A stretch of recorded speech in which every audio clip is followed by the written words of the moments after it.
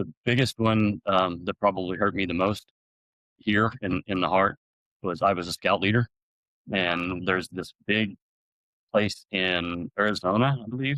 It's called Philmont, and our entire troop went. My son was super excited about going.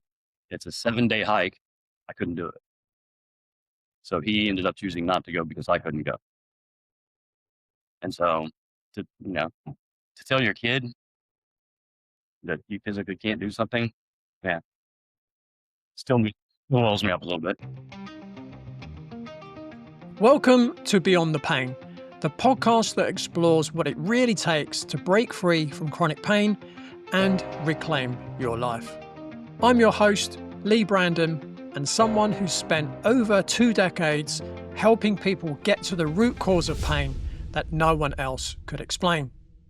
Whether you're dealing with long-term back issues, joint pain, nerve discomfort, or mysterious symptoms that just won't go away, this show is here to help you go deeper.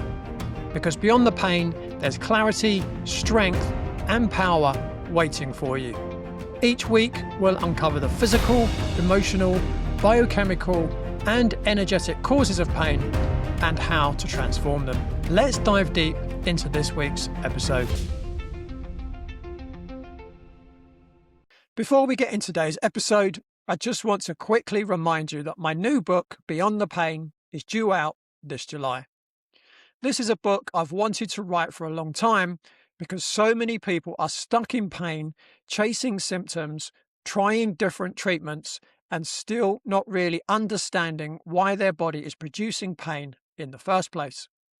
So in the book, I take you through a whole person approach to pain, looking at the body, the nervous system, nutrition, stress, emotions, lifestyle, and the deeper patterns that can keep pain going. And the exciting news is that you can now download a free chapter to whet your appetite and get a feel for what the book is all about. Just go to bodycheck.co.uk/book-waitlist. That's bodycheck.co.uk/book-waitlist. Get yourself on the waitlist, download the free chapter, and you'll be the first to hear when the book is officially released in July. Now, on to today's episode. In this conversation, I'm joined by Eric Headlee, and we explore a really powerful story of injury, pain, health transformation, and taking responsibility for your own recovery. Eric shares how a catastrophic knee injury at the age of 17 went on to affect him for decades, not just physically, but emotionally too. It took away his ability to play sport, ski with his family, go hiking with his son, and enjoy many of the experiences that give life meaning. But this conversation is not just about knee pain.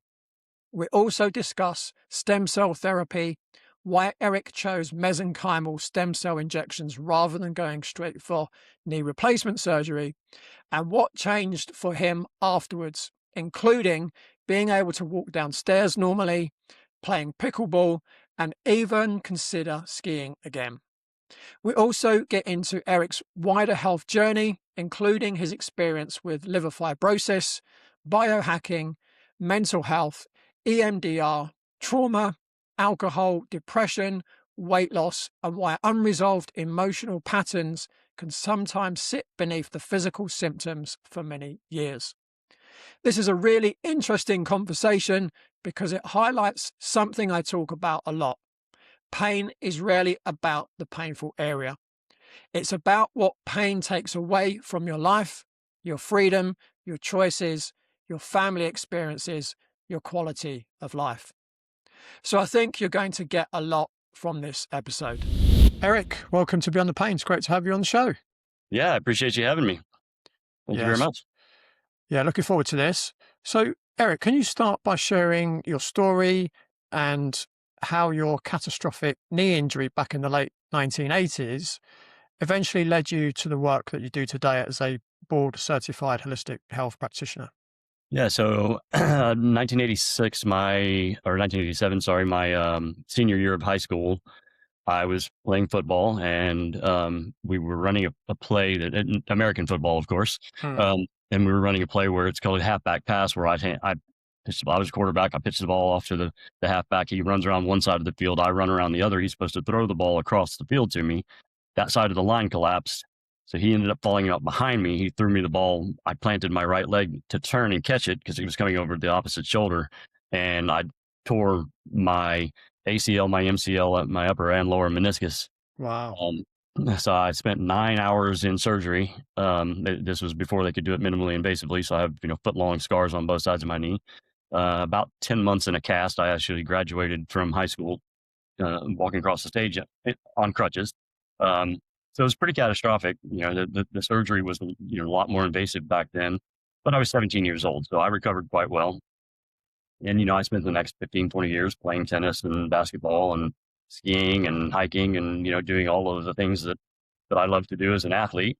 But eventually, the osteoarthritis started to set in, and I started to lose those things. And so that was the beginning. So the beginning of the end of my the physical capability was that. Um, what ended up happening after that is I started to lose all those things. I started to lose the ability to play tennis and do those types of things. I started to gain weight. I got depressed. I started to drink a lot. And then in 2023, I had a seizure in Italy on our first day of vacation. Coming back from that, I spent 2 days in the hospital in Italy. Coming back from that, started getting tested, and I found that I had F3, F4 liver fibrosis. And I spent 30 years in medical already. I was an engineer. So I sat through many ground rounds. I sat through thousands of surgeries. I had a pretty good familiarity with the medical industry and the medical world in the first place, and a pretty good, understanding of medicine. And when they told me that the F3 to F4 liver fibrosis was irreversible, that I was pretty much just going to have to live with decline and just try to maintain it, I just couldn't accept that. And so I went off and decided to get board certified, and I went back to school and got my holistic health education and got board certified, and I got certified in longevity practices and nutrition and genomic testing.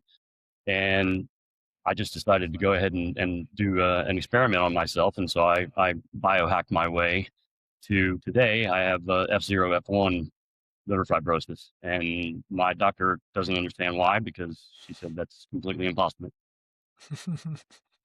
And I guess he doesn't want to know how you did it as well. He can't currently use the products that I used for it. I actually used retatrutide, which is a GLP-1 triple agonist that is not quite on the market yet. So I used a research peptide, and then I also used intravenous stem cell exosomes. Yeah. Yeah. It's my experience when Yeah, and frankly, I abstained from drinking. Obviously, I quit right. drinking alcohol, which obviously had a big effect on it as well. Yeah. So Yeah. the research that I've been able to find says that you can. I'm going to turn that off. Says that you can reverse fibrosis from down like 2 stages. So I may have been able to get it down to an F1, F2 by just simply abstaining, but it also says that it takes almost 10 years to do that, and I did it in 24 months. Mm. Yeah. No, I mentioned, no, but I bet your doctor wasn't, had no interest in how you did it. It's just because I've had that experience so many times working with clients, Yeah, and they've been working with a doctor for years, not getting any better. Oftentimes they're just getting worse, and then they come work with me for maybe 6 months, and then they're back to normal, and they go back to visit their doctor, and they say, "Look at me, doc. Look, I'm doing great now."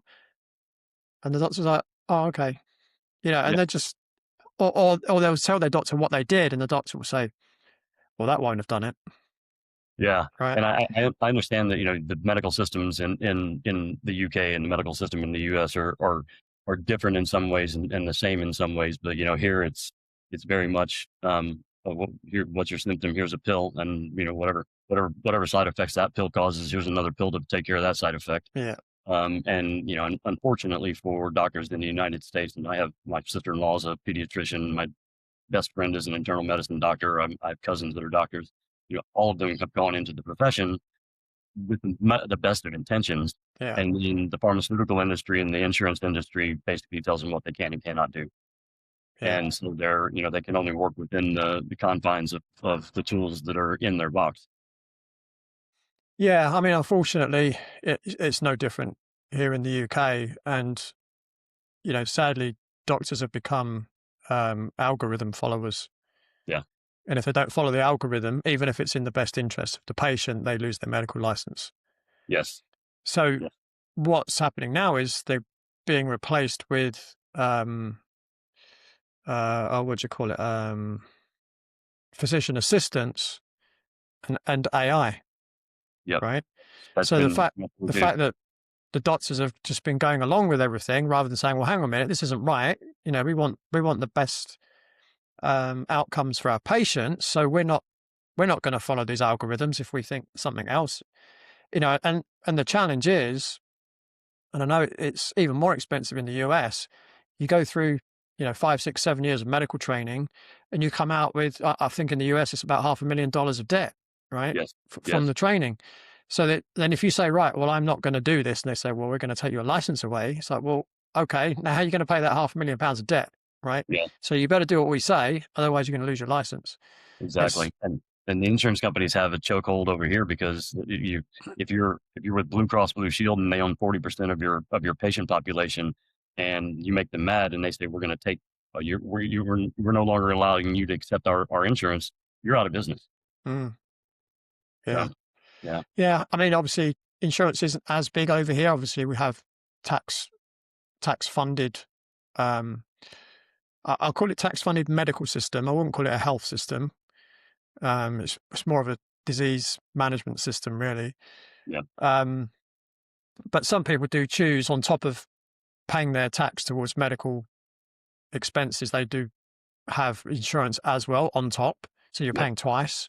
Hmm. But even then, if you go to a private doctor with X problem, the medical, so the insurance company might say, well, you can't see that doctor. You've got to see this doctor. So, yeah, but I know that he's the best in the world at what he does. No, you're going to go to this guy because we know he's cheaper. you Yeah. know, and, oh, no, you can't have that treatment, but you can have this treatment. Yeah, but that's not going to help me. Yeah, but that's what we're offering you. Yeah, but Yes. I need this treatment. Yeah, but we don't cover that. Yeah, so I think you probably have a similar belief system to me. There's a quote by Desmond Tutu, and I quote it all the time because he says, we need to stop pulling people out of the river and go upstream and see why they're falling in the first place. And Mm, from a healthcare perspective, that's sort of the way I look at it. And when we talk about pain, I go back to, my wife is a therapist. She does EMDR primarily, and I fought going to therapy for many, many years. I'm 57 years old. I was raised, it's a good age. It's a as good age. as many of us were. And boys don't cry. We don't go to therapy. You tough it out, get up and Mm, walk it off. And I finally did that, and discovered, not only did I have the pain in my knee when I was 17 years old, but I had these ongoing things from whenever I was about 5 years old that, I was basically told by adults that I lit a set of curtains on fire, and they yelled at me and screamed at me and told me I was bad. And, I sort of carried that forward for a long time, and mm. clearing that really helped me sort of move forward. So, by the time Italy happened, I was 375 pounds. Wow. Today I'm 170. Wow. And so that was, part and parcel of the depression and the alcohol and all those types of things. Really kind of went back to that event way back in 5 years of age. So I advocate big time for my clients to get therapy. Obviously, not everybody needs the level of like EMDR type therapy, but to make sure that you're good in here, because if you're not good in here, everything else goes south. And it's really Absolutely. hard if you don't think that you're worthy of being better to get better. If you've tried everything, stretching, physio, hands-on treatment, injections, and your pain still hasn't shifted, you're not alone. Most people try to fix pain from the outside when the real drivers are happening inside the body. Gut irritation, food sensitivities, nervous system overload, these often keep pain switched on. When you calm inflammation, the body can finally settle. The pain-free plate gives you 7 foods that help support that shift. Download your free guide at bodycheck.co.uk. That's bodycheck.co.uk/pain-free-plate. All right, back to the episode. Yeah, absolutely. As you've mentioned it, and I did look this up on your website earlier, but as you've mentioned, is it EDMR? Yeah, EMDR. EMDR, sorry. Yeah, because you just explained for the audience what that is. So it's eye movement. My wife's going to shoot me whenever she sees this because I always forget the name. It's eye movement and reprocessing, and yeah. So basically what it is if you look up my Eye wife movement, desensitization, and reprocessing. reprocessing. There you go. Thank you. Thank you. She'll thank me for correcting me. But basically, it's called bilateral stimulation, and what they do is they bring up something that's happened, an event in your past, and you use bilateral stimulation, and you can take those memories and push them back and replace them with something that you would prefer to believe about yourself, other than the thing that is, that's self doubt. If you look up Good Morning America with Prince Harry, actually my wife is on that show with Oprah and Prince Harry, and he's talking about doing EMDR around the loss of his mom. Yeah, interesting. So you had your knee injury at 17. Mm-hmm. How much time was there between the injury and when you actually kind of graduated in holistic health? Wow. Probably 30 years. Okay, so it's a big gap. Okay, so you had that original injury, you had the surgery. Yeah. How many years was it before the pain kind of really started showing up in your knee in a more kind of significant or persistent way? Yeah, so it really started probably in my late 20s, and, being the stubborn person I am, after I sort of recovered, my doctor told me, you'll never play a sport that really moves laterally ever again, so I took up tennis. Um, Which so is 70% lateral. right. So I took up tennis. I became a USTA men's tennis captain and ran a tennis team for a long time. And about probably late 20s, early 30s, I would notice that after I played a tennis match, it would hurt for a little while. Then getting into my 40s, I started having to have steroid injections in my knee. And that would last for, 6 months or so. Getting late 40s, I started to feel more of the bone on bone, and it got to a point where I was having to have a shot every 3 months. And then probably around 50, if I went out and played a tennis match, I couldn't sleep for 3 or 4 days Wow. because the pain was so bad. Yeah. And I continued to do that for a while, and I would get shots, and then finally I went skiing one time, and going down the hill, I could feel my knees just knocking together, and it was so painful that I couldn't go back up the hill and try it again. And so that's really whenever everything sort of around 50, 45, 50, that's when everything stopped. And my orthopedist, of course, wants me to get on the table and replace my knee. But I had an upper orthopedist on my tennis team, and he was a friend. And I scheduled an appointment with him and went to him, and he's like, "You've got a knee problem. I don't work on knees. What do you want?" So I just told him, "Well, I want to ask you a question as a doctor. If it was your knee, what would you do?" And he said, "Well, I wouldn't replace it. You're 49 or so at that time." He said, "If you replace it now, it's going to last about 15 years. You're going to have to replace it again. And, most likely if you're healthy, you're going to live for at least another 20 or so years, and you're going to have to replace it again. And the third time does not go well. He said, one of these days you'll wake up and you'll know you have to replace it." But I chose to use mesenchymal stem cell injections in my knee instead. And I did that 2 years ago, and it's been fantastic ever since. Yeah, interesting. So you mentioned you're getting steroid injections. What were some of the other things that you tried to relieve the pain, and how kind of effective were they? Yeah, so I did the hyaluronic acid, Mm-hmm. injections. That didn't do anything for me. I've had conversations with people who had it, and it worked wonders for them, but it only lasts for so long, just like steroids do.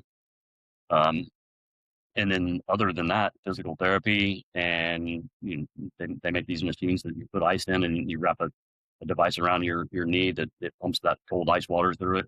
Um, that compression, but none of those things really did much. I mean, the Mm, steroid injections were the most effective at helping with the pain. And then the stem cells were fantastic. Have so far been fantastic. mm, Now, I may have to replace it one of these days, but my most likely I'll try to shoot for stem cells again mm. if it comes to that. Yeah, yeah, yeah. It's interesting, things like steroid injections and any kind of cold therapy. That's only ever going to be a temporary result, right? It's never going to be fixing the root cause of the problem. Yeah, Yeah. and it's interesting because I do hear very kind of mixed views on things like stem cells, and I've had other people on the show that do with stem cells, and they think they're great, but then there are some people who you know don't see results with Yes. stem cells. Um, is there different types of stem cells, and there is good ones, is there not so good ones? What's your view on that? Well, there's a couple of things. So I got in after I had my injections. I actually got involved with the company that did my injections and started doing presentations for them. And I stayed in touch with a lot of the patients that got treated after those presentations and found that, there's somewhere in the neighborhood of 40 to 50% of them did not have any results at all. I had fantastic results, obviously, from both the stem cells and the IV infusion. And so I started really looking into it. And I'm sure you know what the MTHFR gene is. Mm, yeah. So the MTHFR gene causes you not to be able to process folate, causes homocysteine to rise a great deal in your system. And the more I looked into homocysteine, which, the medical profession rolls their eyes anytime you say homocysteine, they're, oh, you're just a longevity guy, whatever. But the reality is that it messes up the endothelial lining. It's really bad for your heart if you have high homocysteine, but it creates an environment inside of your body that also inhibits things like Keytruda, cancer medications, things like stem cells. Right. So when I started looking into it, what I started telling people that are thinking about doing stem cells is go get tested for homocysteine first. If you have high homocysteine, it's B vitamins. Right. You find out, if you have high homocysteine, go find out which variants you have. So like I don't have any of the MTHFR, but I have a fast COMT, which means I eat through B vitamins really fast. So I have to take hydroxycobalamin instead of methylcobalamin because the hydroxycobalamin gets eaten up much slower, and then therefore stays in my system longer and keeps my homocysteine at bay.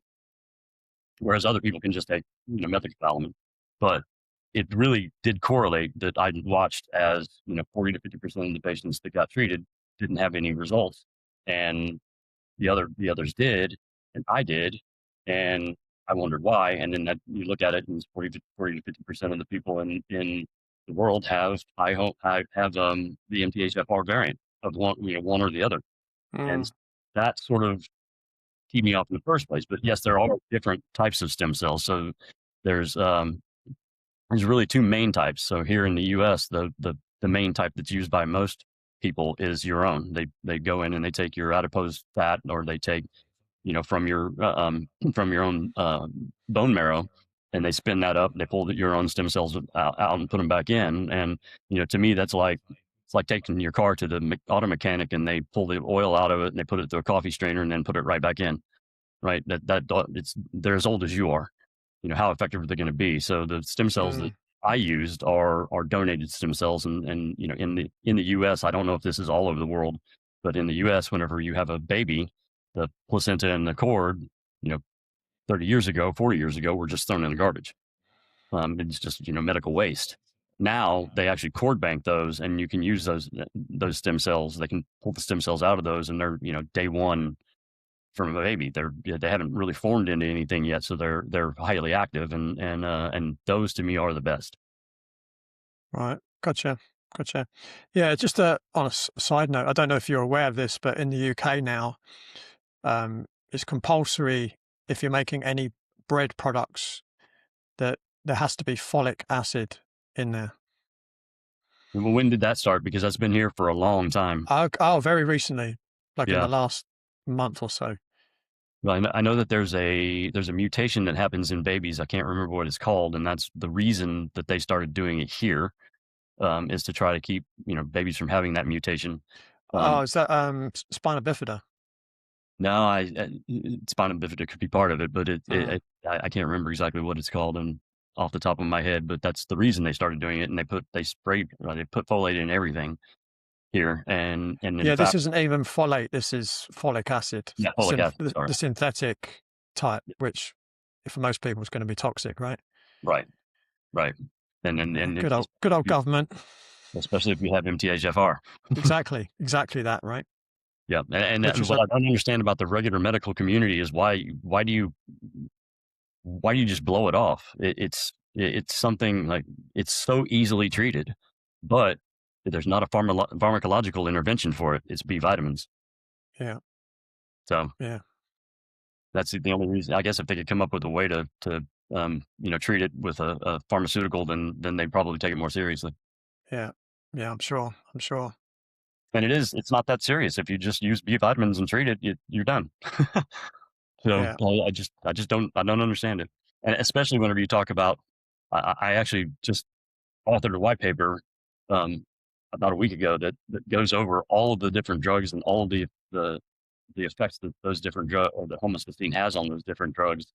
And I'm actually giving a presentation at the metabolic medicine show in Boston at the end of April, and homocysteine is going to be part of that. So I'm going to be interested to see all these metabolic doctors roll their eyes whenever I say homocysteine.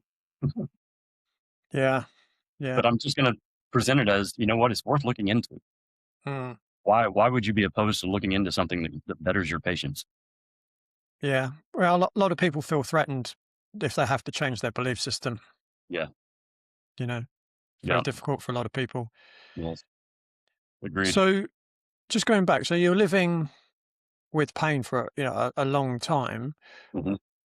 What did it take from you, and what kinds of things were you no longer able to do or to do as well? I mean, you've mentioned tennis already, but what kind of other things were you not Yeah. able to do or to do as well?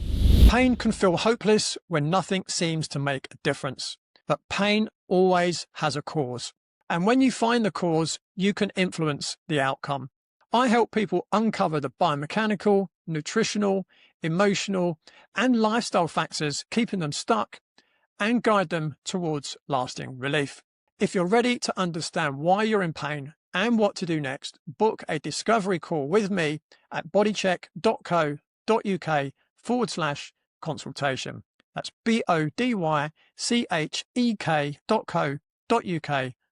bodycheck.co.uk/consultation. Now, let's get back into the show. Tennis skiing, the biggest one that probably hurt me the most here in the heart was I was a scout leader, and there's this big place in Arizona, I believe. It's called Philmont, and our entire troop went. My son was super excited about going. It's a 7-day hike. I couldn't do it. So he ended up choosing not to go because I couldn't go. And so to tell your kid that you physically can't do something, yeah, Soul still destroying. wells me up a little bit. Yeah, can imagine. Can imagine. I mean, I could even imagine being a kid myself, and if I was in that situation, it would feel terrible, right? Yeah, But you wouldn't think, you know, necessarily how bad your dad would feel about that. yeah, Yeah. yeah. So those are the real things that's one of the real things. Is tennis. Okay, I couldn't play tennis anymore, but not being able to do things with my family, that those types of things, that's skiing. You're going skiing with your family, spending 5-6 days in the mountains. Just you know I only have one son, so the three of us, me, my wife, and my son, it took that away from me. Yeah. Yeah. I mean, the thing that I see a lot, working with people in pain, when they come to me, they often their main focus is to get out of pain. Yeah. But actually when I start speaking to them, it's not. It's that they want to go back to being able to do the things they can't do. Yeah. Right. That's, whether it's, and playing with kids is one of the most common things I hear people say. Sport is another one. Yeah. Work is another one, particularly if they're self-employed. Hmm. Right. If they're not self-employed, it's not so big an issue. But Right. if someone's self-employed, obviously they can't earn money, especially if they've got a physical job. Then, they're very keen to get back to work. But it's quality of life. That's what it's all about. It's the quality Absolutely. of life. Rather than the pain itself, I find, when you start speaking to someone and you really start delving in and asking them the right questions, it's all about the restrictions that pain puts on them, physical restrictions. It's almost like I sense talking to people. Of course, I've had pain myself, so it's not like Yeah. I haven't experienced it myself. But when I work with people, it often seems to me like it feels like they're a prisoner or a slave to the pain. Agreed. You Yeah. know, and it's about, for me, it's about helping people get their freedom back. That's kind of how I see pain. Absolutely. So was there like for you, was there like a one particular point where you decided, I need something different now, that what I'm doing isn't working? Um, and you kind of mentioned it briefly earlier, but why did the mesenchymal stem cell injections feel like the right choice for you instead of the knee replacement? I spent 9 hours on a surgical table the first time around, and I didn't want to do it again. And Wow. I've seen some people go through knee replacement and the amount of pain that they were in, and the amount of recovery time. And frankly, you can't go back. Once it's replaced, you can't go back. I can Mm, go and have my knee replaced after having mesenchymal stem cells if they don't work. So it was really a choice of, and I looked into it for a long time. When I first started looking into it, it was, gosh, $20,000 to get a knee injection. I think I paid about 2,500. So it's come down significantly because a lot more places are doing it. It's mm, still not FDA approved. I've been asked by many people, whenever I was doing the presentations, do you think insurance will ever cover it? No, it'll never be approved by the FDA because here our governing body is the Food and Drug Administration, and 75% of the Food and Drug Administration's budget is paid for by pharmaceutical industry. yeah, So, and what I always say is, if your boss is paying your salary, what do? You do what your boss tells you to do. yeah, There's no way that they can patent stem cells, so they can't profit from stem cells. So they're never going to allow them to be approved. yeah, And so people go out of the country. There are clinics here in the U.S. now that do it. They're very restricted in terms of like being able to advertise it and those types of things. But I guess they're somehow kind of under the covers allowed to do it. But almost all orthopedists now will do stem cell injections. Obviously not covered under insurance, but the surgical procedure to remove the adipose fat or the bone marrow is. So they do have a method to make money off of the insurance company, but then they're still charging a whole lot of money for these folks to get their own stem cells put back in, and the efficacy or the success rate around that has been very small in terms of the people that I've spoken to. mm. But was there any particular point in your journey where you said, right, this isn't working, I need something else? Was there something that sparked that kind of uh, decision? Yeah, I mean, I think that was the entire journey, right? So when the pain first started, I started taking NSAIDs, and it would be like once a year my knee would blow up and I'd have to get physical therapy, and they would put me on hydrocodone, and that turned out a third or fourth time I took hydrocodone, I stayed up all night itching and throwing up. So I couldn't take that anymore. So then I had to go to the knee injections, and the knee injections, of course, as I'm sure the cartilage is basically deteriorated by Mm, steroids, so you yeah, can't have very many of them. And then I moved to wearing these heavy steel knee braces, and just progressively one thing to the next thing to the next intervention to the next intervention, until finally it was stem cells or knee replacement.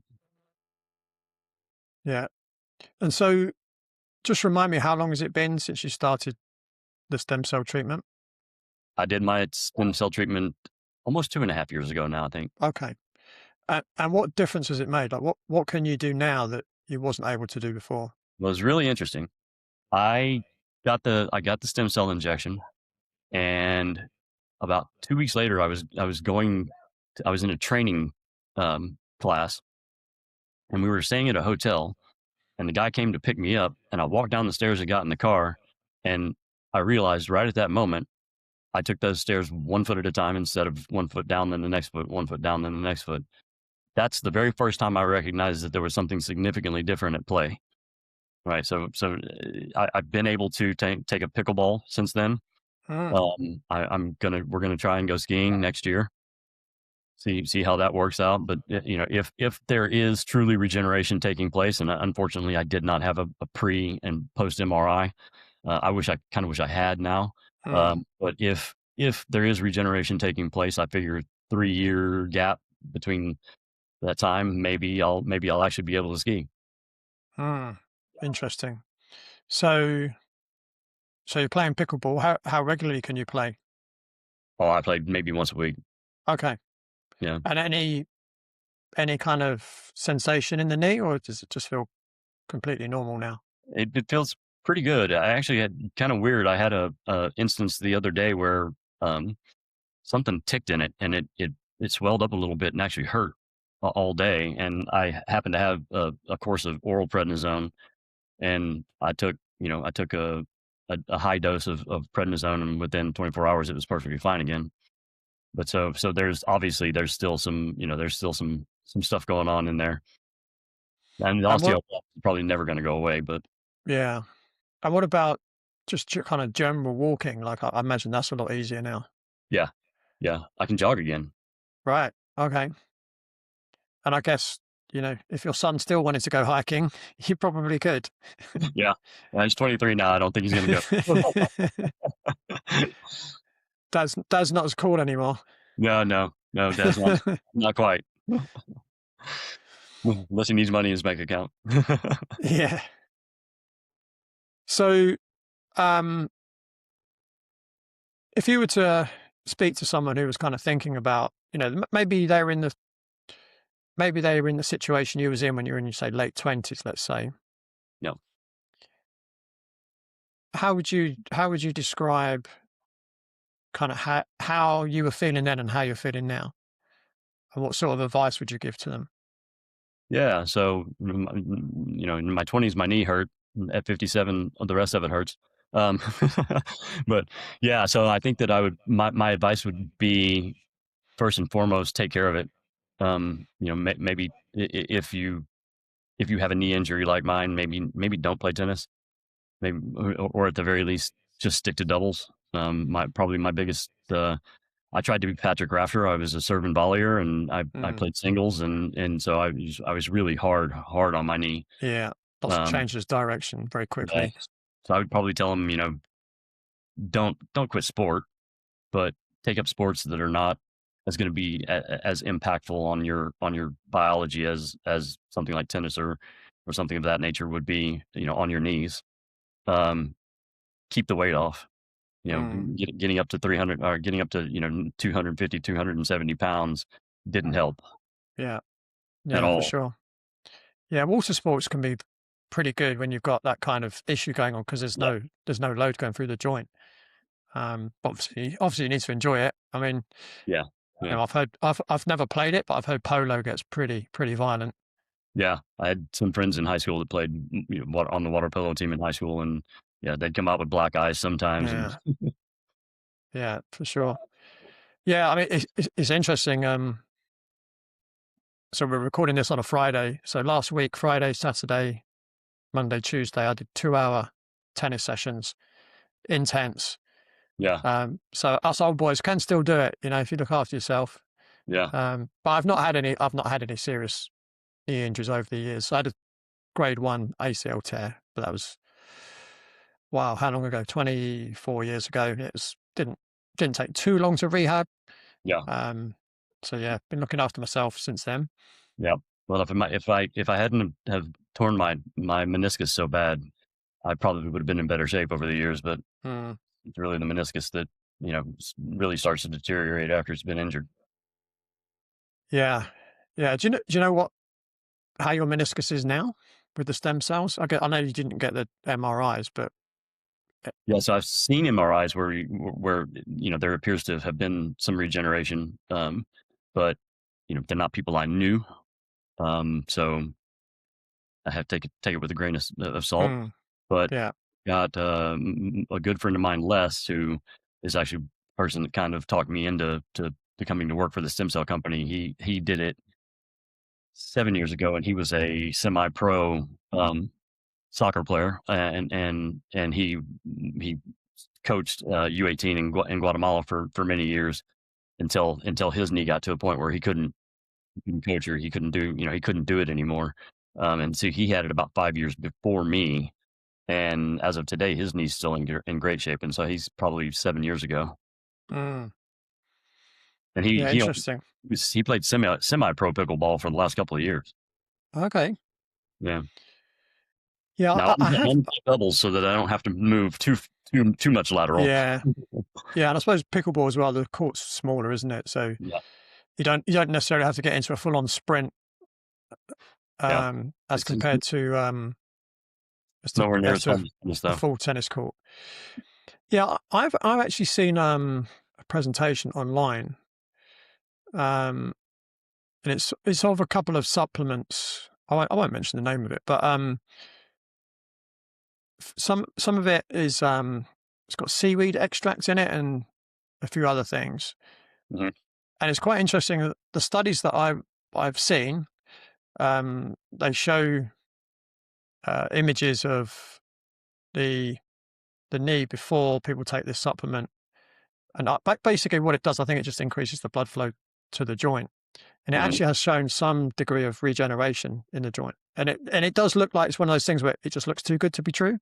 Yeah. Um, but these people seem genuine at the same time. But it seems like, from your experience, it sounds like you've had that kind of response in yourself, in that there has been some level of regeneration in there.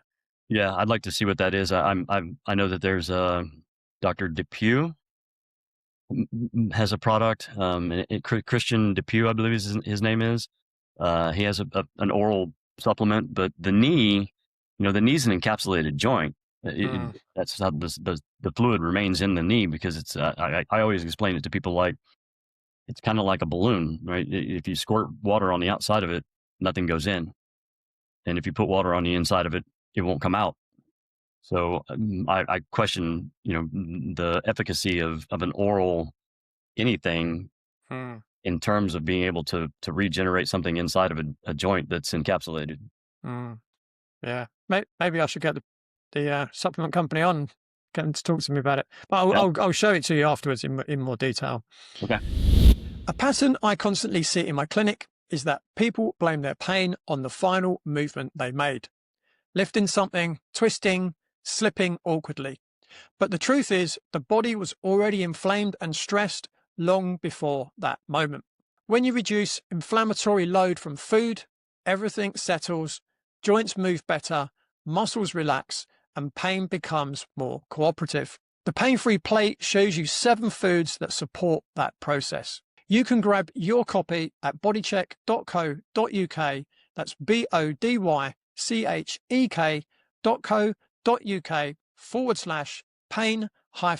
bodycheck.co.uk/pain-free-plate. Now, back to the show. So is there anything else you want to add, Eric, or is there anything else you want to share with people that perhaps, going through a similar situation that you went through? Yeah, I mean, I would say that there's a lot of people walking around with childhood trauma that think that they're not worthy of love and healing and those types of things, and I really want to reach out to those types of people and tell them that you are. If you're walking around in the darkness, grab somebody else's hand and pull yourself out. There's a gentleman, a comedian by the name of Josh Johnson. He's an American comedian, a really young guy, and he says in one of it really captured me. He says in one of his stand-up comedian specials that he says, and I'm probably not going to get this exactly right, but he says, if you would just see yourself the way the people that love you see you, what a beautiful world it would be. Mm. Yeah, And I definitely. think people ought to take that on, because there are people that love you, and you deserve it. And Yeah. so, look for the help. If you can get that help, it'll make your life a lot better. Yeah, and also, there's a certain amount of evidence as well to suggest that any kind of un, un, unreleased trauma, emotional trauma, can directly lead to physical pain as well. So there might not be any physical issue in the body, but the fact that you've got these repressed emotions, and which most of the time they're in the subconscious, so you're not even conscious of them. Yep. Um, I know there are people like Dr. John Sarno that suggest that in most chronic pain conditions, in his experience, I mean, he's not with us anymore, but in his experience, most chronic pain conditions are due to um, unreleased anxiety or anger. Yeah. So the presentation that I'm doing in Boston is actually on a theory that I call the mind metabolism loop, which is in the mental health space. Um, part of this is really well known as the HSA or HSP axis.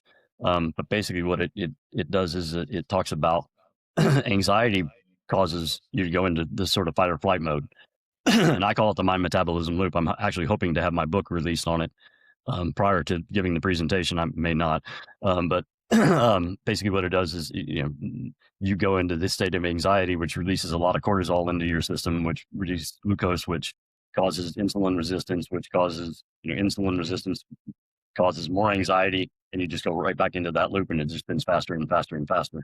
And so, yeah, it's really hard if you can't figure out ways to get those mental, there's not just physical pain, right? There's mental pain.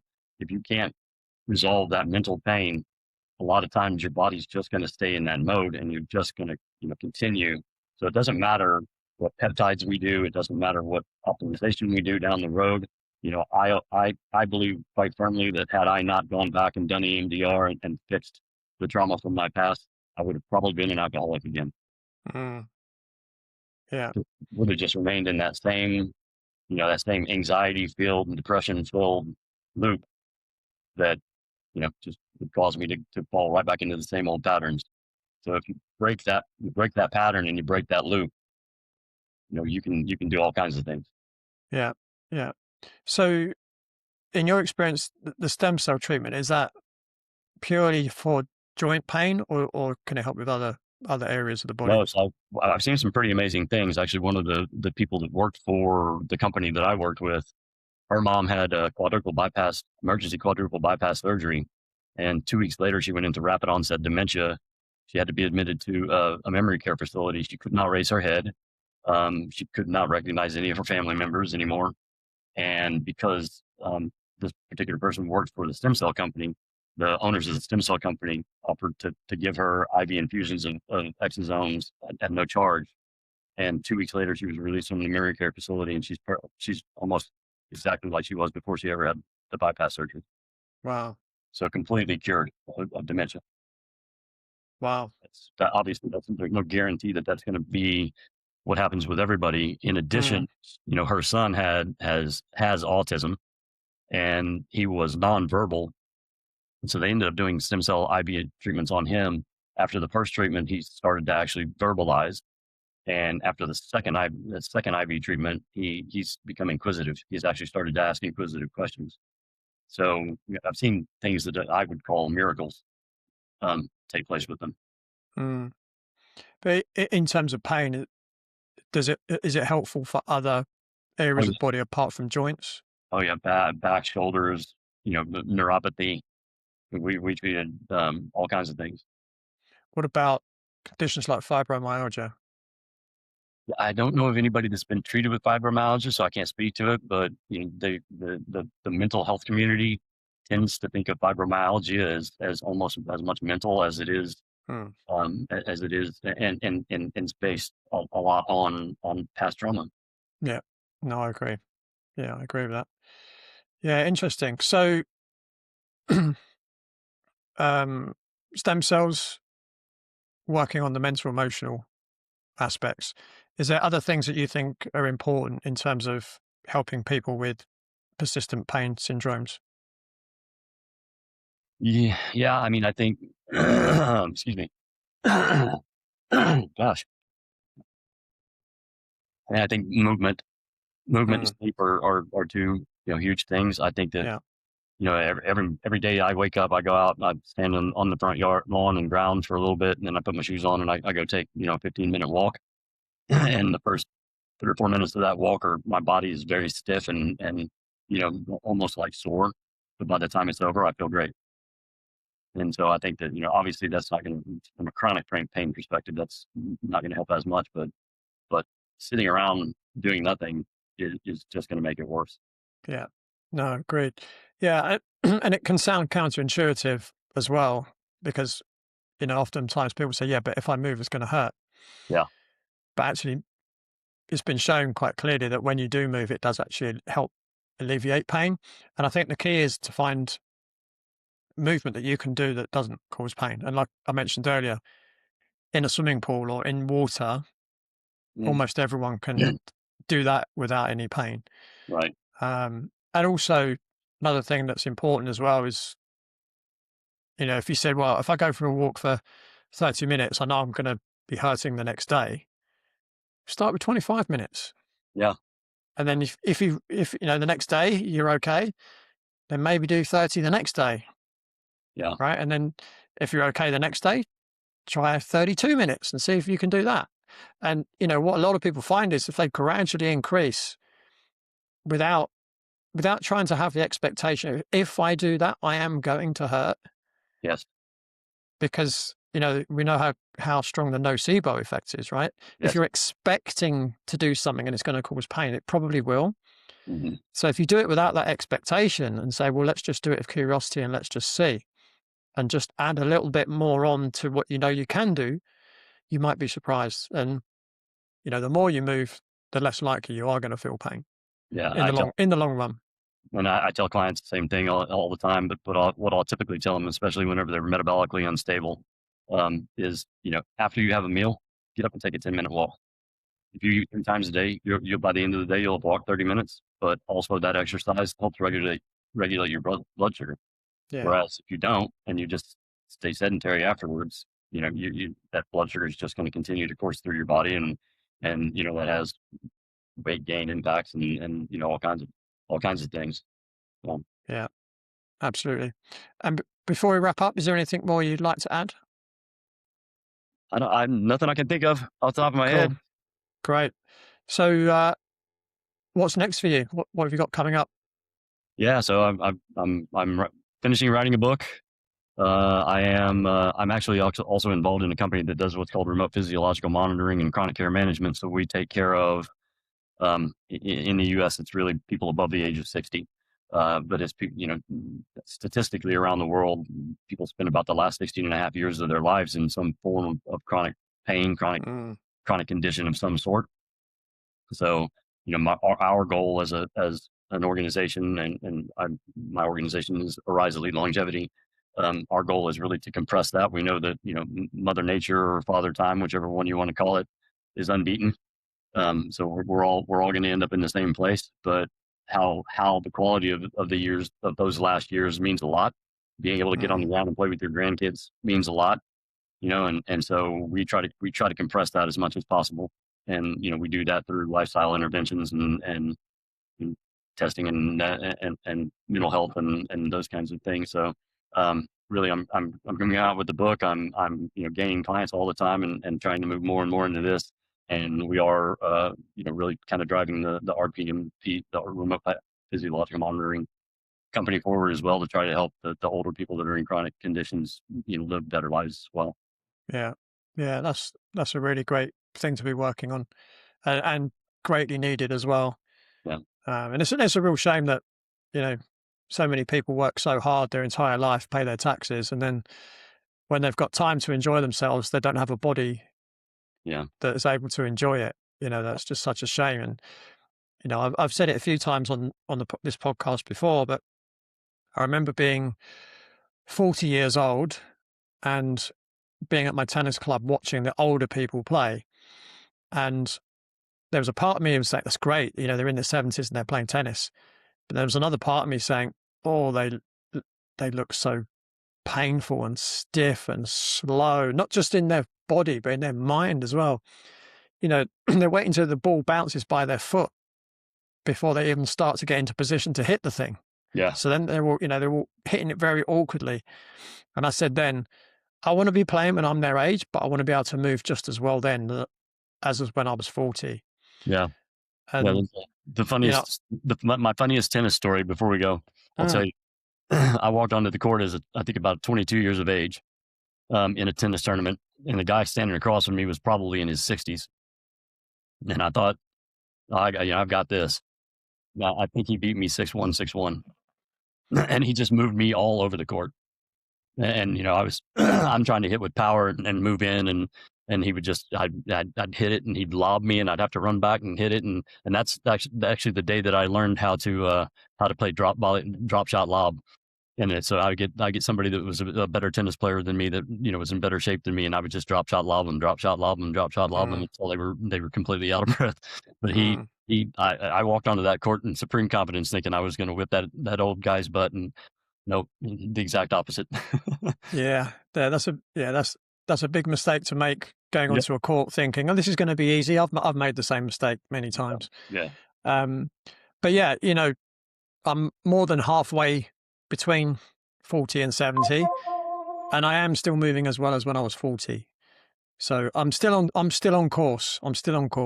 Excellent. And like I said, I did 8 hours of intense training in 5 days. And I'm feeling tired. I'm not gonna lie. I am feeling tired, but I think nothing a good deep tissue massage won't solve, I think. Yeah, well, that sounds like a good reason to go get one. Yeah. Well, there's a place next to where I live, so I've got no excuse. Nice, very nice.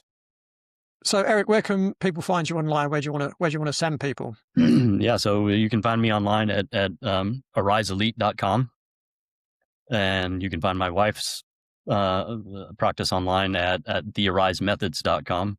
And those two sites link to each other. Obviously, we have a combined practice, but we also she sees patients that are not, patients of both of us, and I see patients that are not patients of both of us. So we chose, to keep the sites separate. But if you're interested in mental health, her site is the one to go to.